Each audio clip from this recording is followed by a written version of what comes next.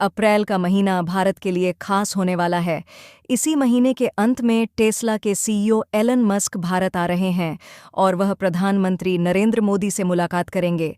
वैसे तो इस बात के कयास लंबे समय से लगाए जा रहे थे कि दुनिया के दिग्गज बिजनेसमैन और टेस्ला के सीईओ एलन मस्क भारत आने वाले हैं और पीएम मोदी से मुलाकात करने वाले हैं।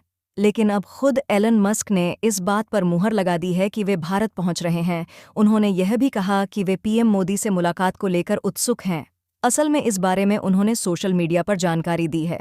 इस दौरान एलन मस्क अपनी मेगा निवेश योजनाओं की घोषणा भी कर सकते हैं। इससे पहले मस्क ने कहा था कि भारत में टेस्ला का प्रवेश एक प्राकृतिक प्रगति होगी। कंपनी कथित तौर पर कारखाने के लिए जमीन तलाश रही है। टेस्ला के सीईओ ने यह भी कहा था कि सभी वाहन इलेक्ट्रिक हो जाएंगे और यह सिर्फ समय की बात है। अन्य देशों की तरह जिन्होंने ईवी को अपनाया है, भारत में भी अधिक से अधिक इलेक्ट्रिक कारें होनी चाहिए। ऐसी संभावना है कि वह भारत में निवेश करना चाहते हैं और भारत में टेस्ला की फैक्ट्री खोलने की योजना बना रहे हैं।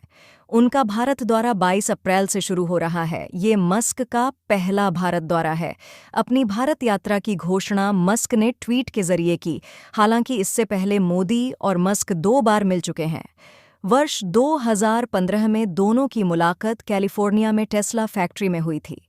इसके बाद जून 2023 में मोदी और मस्क न्यूयॉर्क में मिले थे। प्रधानमंत्री नरेंद्र मोदी अमेरिका की यात्रा पर गए हुए थे और वहां उन्होंने मुलाकात की थी। टेस्ला कंपनी की तरफ से पिछले साल जुलाई में कहा गया था कि वे 24,000 करोड़ की कीमत वाली ईवी का उत्पादन करने के लिए भारत में एक फैक्ट्री बनाना चाहते हैं। इसलिए ऐसा माना जा रहा है कि भारत दौरे पर एलन मस्क अपने इन्वेस्टमेंट प्लान और भारत में इलेक्ट्रिक व्हीकल के प्लांट को लेकर बड़ा ऐलान कर सकते हैं। भारतीय ग्राहक भी बेसब्री से टेस्ला कार का इंतजार कर रहे हैं। पहले यह खबर थी कि टेस्ला के अधिकारी इस महीने भारत आएंगे ताकि वह टेस्ला प्लांट के लिए एक जगह तलाश कर सकें।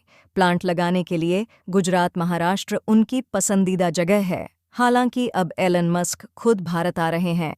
अपनी भारत यात्रा के दौरान एलन मस्क टेस्ला प्लांट के लिए एक बड़े निवेश का ऐलान कर सकते हैं। हालांकि टेस्ला कंपनी ने 2019 में ही भारत में इन्वेस्टमेंट की दिलचस्पी दिखाई थी, लेकिन तब उन्होंने हाई इंपोर्ट टैक्स को लेकर आपत्ति जताई थी। लेकिन भारत सरकार का साफ कहना है कि अब अगर टेस्ला भारत में मैन्युफैक्चरिंग प्लांट लगाती है तो फिर रियायत के बारे में भी विचार किया जाएगा। यह संयोग ही है कि उनकी आगामी भारत यात्रा से कुछ सप्ताह पहले ही भारत सरकार ने एक नई इलेक्ट्रिक वाहन नीति की घोषणा की है। भारत सरकार ने देश को इलेक्ट्रिक वाहनों के निर्माण के लिए एक ग्लोबल सेंटर के रूप में बढ़ावा देने के लिए इस ई-वाहन नीति को मंजूरी दी है। इस नीति के तहत अगर कोई विदेशी कंपनी भारत में $500 मिलियन से ज़्यादा का निवेश करती है और भारत में अपनी फैक्ट्री लगाती है तो ईवी कार्स पर लगने वाला आयात शुल्क 100% से घटाकर 15% कर दिया जाएगा। इस कदम का उद्देश्य टेस्ला जैसी प्रमुख वैश्विक कंपनियों को आकर्षित करना है।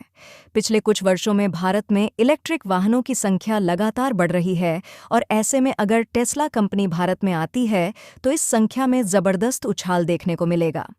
आंकड़ों पर अगर गौर करें तो वर्ष 2020 में इलेक्ट्रिक वाहनों की हिस्सेदारी मात्र 0.67% थी, जबकि वर्ष 2021 में ये बढ़कर 1.68% हो गई। वर्ष 2022 में 4.78% और वर्ष 2023 में 6.40% हो गई और वर्तमान में इलेक्ट्रिक वाहनों की हिस्सेदारी 7.80% है। इससे साफ है कि भारत में इलेक्ट्रिक वाहनों की हिस्सेदारी लगातार बढ़ रही है, लेकिन यह बढ़ोतरी सभी वाहनों में समान रूप से नहीं हो रही है। बात करें तो 3 पहिया वाहनों में इलेक्ट्रिक वाहनों के हिस्सेदारी सबसे ज़्यादा है और वहीं सबसे कम भागीदारी की बात करें तो ई कार का नंबर आएगा। भारत में 2 पहिया वाहनों के बाद सबसे ज़्यादा बिक्री कार्स की ही होती है। इसलिए जब तक इलेक्ट्रिक कार की बिक्री नहीं बढ़ेगी तब तक भारत में इलेक्ट्रिक वाहन की हिस्सेदारी कम ही रहेगी। लेकिन अब सवाल यह है कि भारत में इलेक्ट्रिक कार्स की बिक्री में इतनी गिरावट क्यों है। दरअसल इसका पहला कारण तो यह है कि इलेक्ट्रिक कार बहुत महंगी होती हैं और यह हर किसी के बजट में फिट नहीं होती है। इलेक्ट्रिक कारों की सर्विस कॉस्ट भी बहुत महंगी होती है और सबसे बड़ी समस्या तो यही है कि इलेक्ट्रिक कारों की चार्जिंग के लिए हाईवे पर पॉइंट्स आसानी से नहीं मिलते हैं।